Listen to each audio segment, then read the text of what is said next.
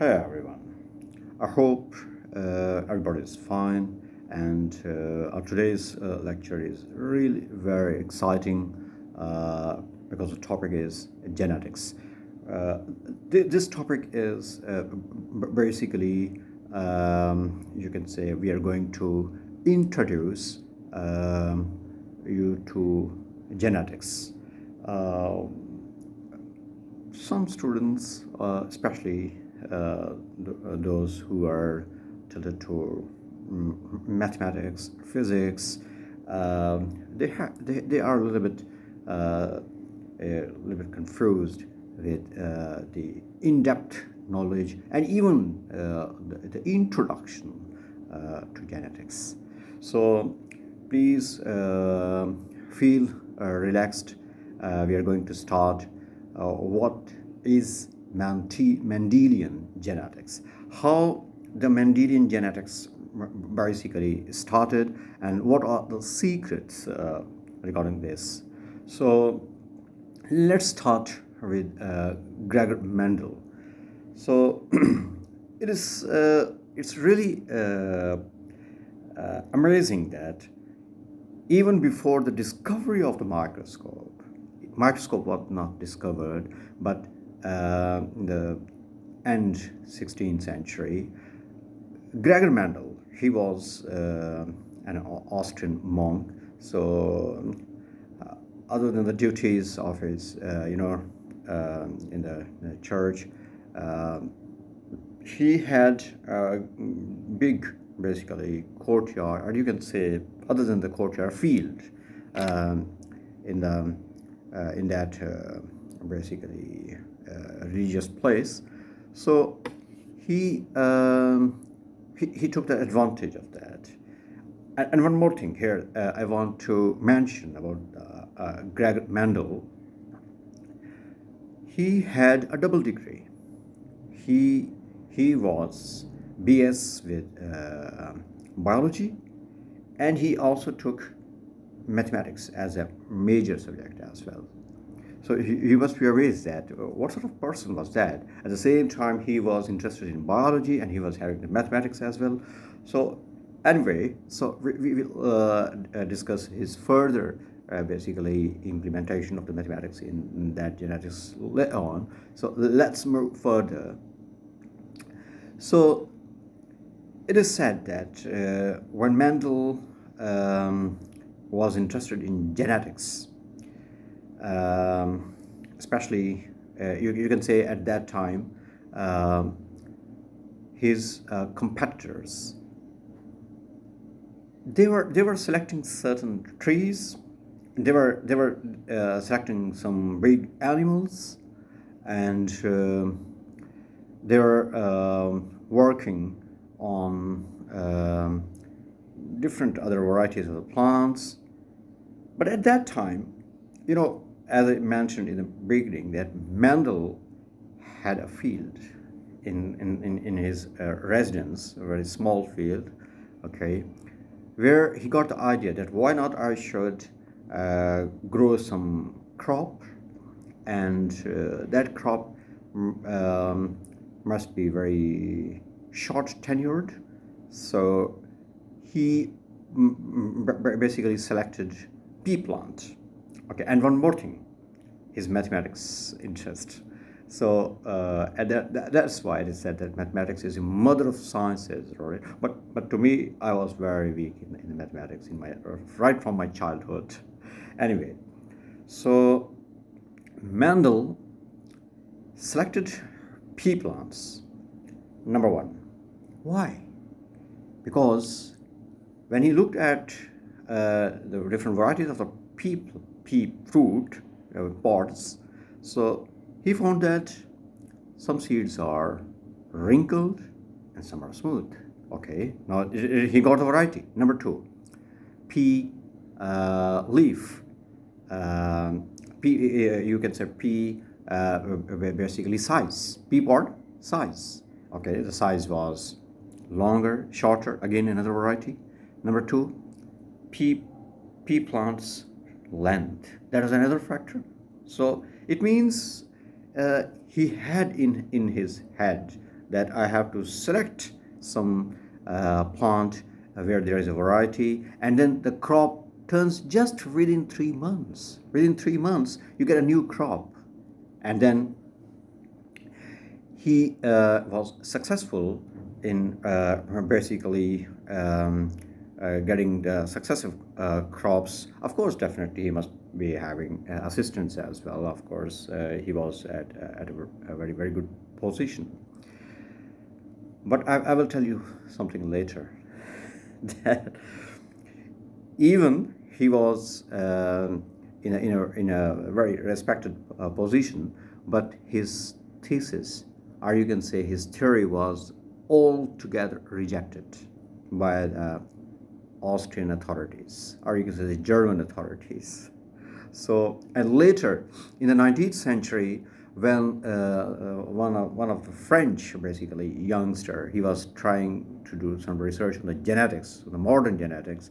He got some files, old papers from the archives, and he was amazed that what we are going to start, Mr. Mendel has done that some 200 years back.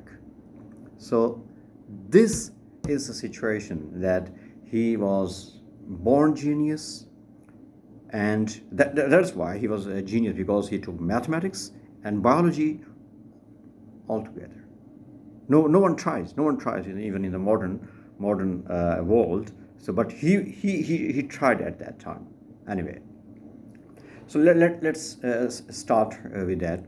So, in his that field, he had grown numerous crops, and because he was a mathematician as well, so he basically labeled the things very properly. He labeled all the things. Okay, this is the first crop, and this is, for example, as the mathematics people, they just assume that this is X, this is Y, this is Z. Okay, and then again further, you can say the explanations of these. So even implementing little formula. So it was his art. So now, actually, now I just want to break the ice, especially those who are totally the starters of this genetics topic. So number one, he got the for example, true bred. Now you must be thinking, Mr. Mazur, this is totally a new kind of term, true bred, and we also use the word purebred. It means that a variety that you are selecting that is pure in its form, it's pure. You will be amazed. Even my own teachers, when they taught, we were struggling with the true bred. What's that? So even my own genius, the class toppers, even they were discouraged. We don't know, just learn it and then you put it in exam. That's just get the good grades.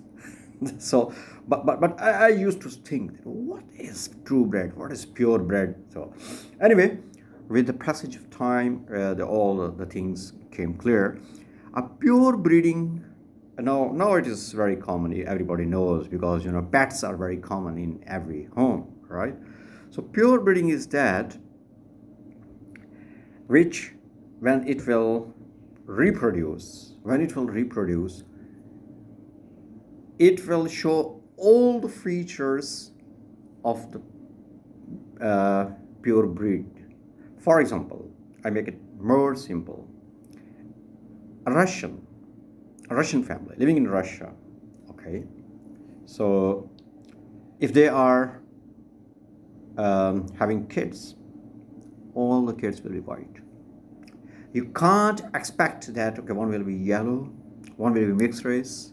No, only on the condition that if the father is Russian and the mother is Asian or some African, then there are expectations. Okay, one is white, the other is yellow, the other is mixed race, right? So something like that. No, if both parents are purebred. Now you got it. Now you got the point that if both the parents are purebred, then it's very, very easy. It's very, very easy to understand that their offspring, their offspring will be having the same traits, having this same features. Basically, traits is a kind of biological term.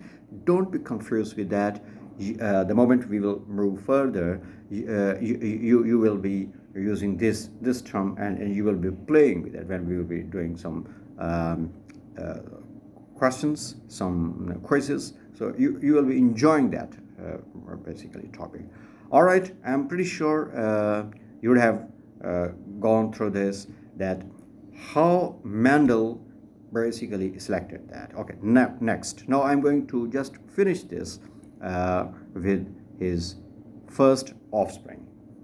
Number one, he took pure white flowers, pea plant, and then he crossed with red one.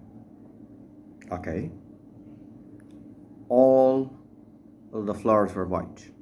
He was surprised, of course, because the results were totally new for Mendel. Of course, you know, the Mendel, he was expecting that there will be some mix-up, but no.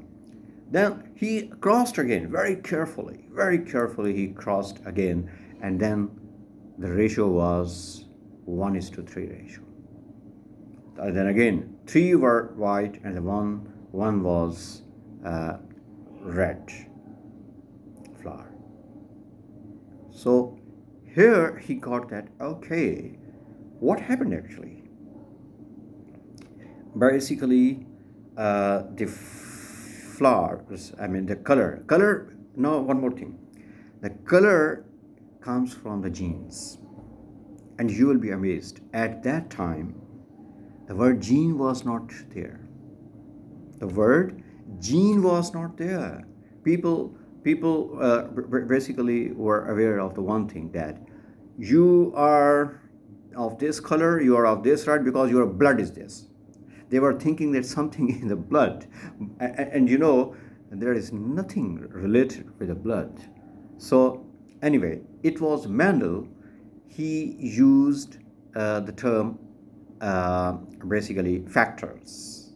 Okay, he used the word that there are these factors. So basically, the word factors goes with the genes. How the genes basically are separated when the two different varieties, species, these are mixed up, and then totally when the result, when we are going to get the result, so basically how the genes are separated in that. So this was Mendel's hallmark, or you can say it was his great achievement, that he was crossing the plants and he was getting the results that, okay, genes are going, and in the first generation, no, you can use your any textbook, reference book that is P1, okay? It's a P1. Basically, that is offspring, one, okay? First, in some books, textbooks, you can see this word F1, first filial generation, that is all white, and then second generation, 1:3. So basically, what happened? The factors, okay, the factors are the genes, basically, in that they were separated. They separated in the second generation. That's why you see one family has one specific color, and for example, one parent is from one area of the world and the other parent is from the other area. In the first generation, it's not a little bit more clear, but in the second generation, the color is much more clear. Okay, actually, the genes are going to separate. So we will discuss in the next topic that how this takes place, and we will do some demonstrations as well.